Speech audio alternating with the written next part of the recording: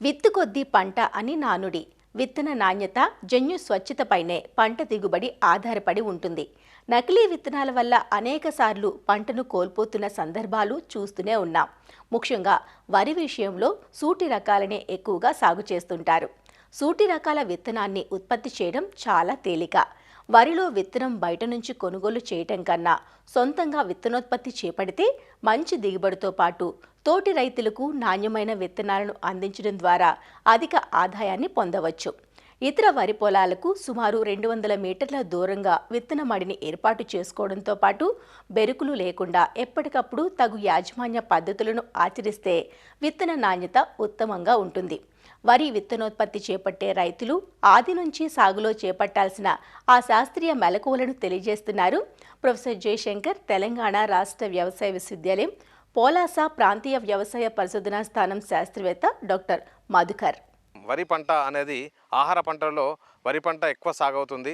వరి పంట సూటి రకాలలో విత్తనోత్పత్తి రైతు స్థాయిలో విత్తనోత్పత్తి చేయడము చాలా సులభకరం. చిన్నపాటి మెలకువలు పాటించి రైతులు తమ పొలంలోనే రైతు స్థాయిలో విత్తనోత్పత్తి చేసి నాణ్యమైన విత్తనాన్ని పొందవచ్చు.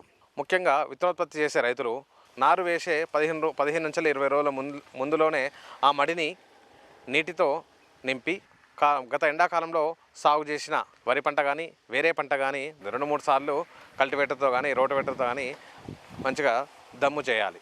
5 సెంట్ల నారు 1 ఎకరానికి నాటు వేయడానికి సరిపోతుంది. ఆఖరి దుక్కులో 1 కిలో యూరియా, 1 కిలో భాస్వరము, 1/2 కేజీ పొటాష్ని వేసుకోవాలి. యూరియాని నారు వేసినాక 15 రోజులకు మళ్ళీ 1 కిలో వేసుకుంటే సరిపోతుంది. విత్తనోత్పత్తి చేసే రైతాంగము ప్రధాన పొలాన్ని కూడా నాటి వేసే 15 నుంచి 20 రోజుల్లోనే నీటితో మంచిగా తడపాలి. పొలం అంతా 2-3 సార్లు మనము పొలాన్ని రోటివేటర్తో కానీ కల్టివేటర్తో కానీ దమ్ము చేసుకున్నట్టయితే మనకు ప్రీవియస్ పంట రాలిన గింజల్ని 90 నుంచి 95% నిర్మూలించుకోవచ్చు. రైతులు ముఖ్యంగా గమనించాల్సింది ఏంటంటే మోగి పురుగు నివారణకై నారు వీకే వారం రోజుల ముందే మనం కార్బోఫిరాన్ 3G గుళికల్ని 800 గ్రాములు నారుమడిలో చల్లుకొని ఆ నీరు అందులోనే ఇంకేటట్టు చూసుకొని 25 నుంచి 30 రోజుల నారుని తెంపి మన ప్రధాన పొలంలో 15x15 ఎడంతో కానీ 15x20 సెంటీమీటర్ల ఎడంతో కానీ నాటుకున్నట్టయితే కొంతవరకు మోగిపురుని 50% నిర్మూలించబడుతుంది. విత్తనోత్పత్తి చేసే రైతాంగము నాటిని 20 రోజుల తర్వాత కార్బోఫిరాన్ 3G గుళికలు కానీ కట్రాఫ్ హైడ్రోక్లోరైడ్ 4G గుళికలు కానీ ఎకరానికి 8 నుంచి 10 కిలోలు చల్లుకున్నట్టయితే మోగిపురును కానీ ఉల్లికోడును కానీ నిర్మూలించుకోవచ్చు. విత్తనోత్పత్తి చేసే రైతాంగము 3 స్థాయిలో కీలలను ఏరవేయాలి. అది ఒకటి దుబ్బు దేశే దశ, ఒకటి పూత దశ, ఒకటి పంట కోసే దశ.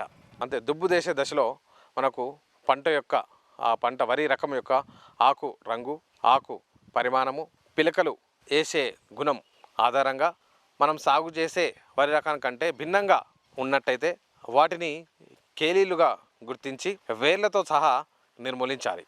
ఇంకోటి మనం చేసే వరి రకాలు 80 నుంచి 90 రోజులకు పూత వస్తుంది. ఈ పూత సమయంలో కానీ పూత కంటే ముందు కానీ మళ్ళొకసారి మనకు ఈ కేలీలని బెరుకులుగా గుర్తించి నిర్మూలించాలి.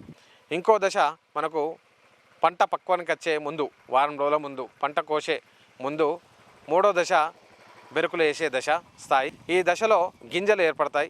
ఈ గింజ యొక్క సైజు, ఆ దొడ్డు గింజన సన్న గింజన, ఆ గింజ సైజును బట్టి, గింజ రంగును బట్టి, కంకిలో ఉండే గింజ నెంబర్, గింజల అమరిక, వీటిని ఆధారంగా భిన్నంగా ఉంటే వాటిని కేలీలుగా గుర్తించి వేర్లతో సహా ఈ దశలో 3వ దశలో బెరుకుల్ని నిర్మూలించాలి.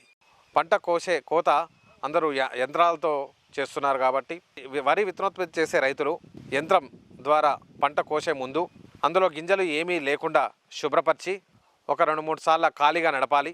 మన క్షేత్రంలో వరి విత్తనోత్పత్తి చేసే క్షేత్రంలో దింపి తూర్పు పడమరంగా ఒకసారి, ఉత్తర దక్షిణంగా ఒకసారి యంత్రాన్ని నడిపి ఆ విత్తనాలని సపరేట్గా పోసుకొని పంట క్షేత్రంలో ఉన్న మిగతా వరి పొలంలో ఉన్న గింజల్ని వాటిని విత్తనంగా సేకరించుకోవాలి. ఆ కోసిన విత్తనాలని సపరేట్గా పోసుకొని ఎండ తీవ్రత తక్కువ ఉండే ప్రాంతంలో 2-3 రోజులు ఆరబెట్టుకొని ఆ విత్తనాన్ని కొత్త ఉన్న గోనె సంచుల్లో నింపుకొని గాలి వెలుతురు ఉండే ప్రదేశంలో దాన్ని భద్రపరచుకోవాలి.